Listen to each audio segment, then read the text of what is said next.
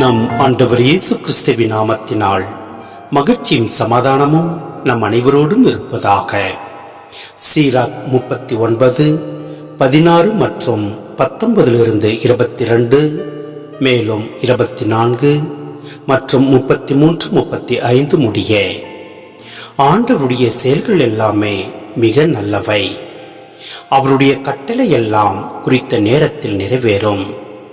இது என்ன, அது எதற்கு என யாரும் கூறக்கூடாது. எல்லாவற்றுக்கும் குறித்த நேரத்தில் விளக்கம் கொடுக்கப்படும். எல்லா மனிதர்களின் செயல்களும் அவர் திருமுன் இருக்கின்றன.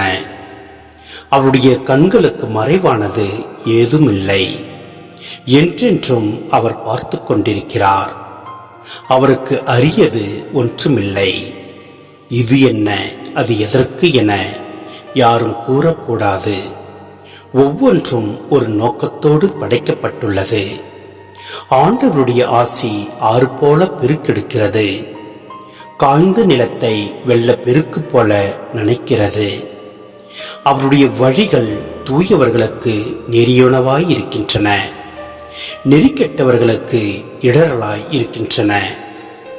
ஆண்டவருடைய செயல்கள் எல்லாம் நல்லவை. ஒவ்வொரு தேவையையும் குறித்த காலத்தில் அவர் நிறைவு செய்வார். இது அதைவிட கெட்டது என யாரும் சொல்ல முடியாது. எல்லாம் அதன் காலத்தில் நல்லவை என விளங்கும். இப்போது முழு உள்ளத்தோடும் ஆண்டவருக்கு வாயார புகழ் பாடுங்கள். அவருடைய பெயரை போற்றுங்கள்.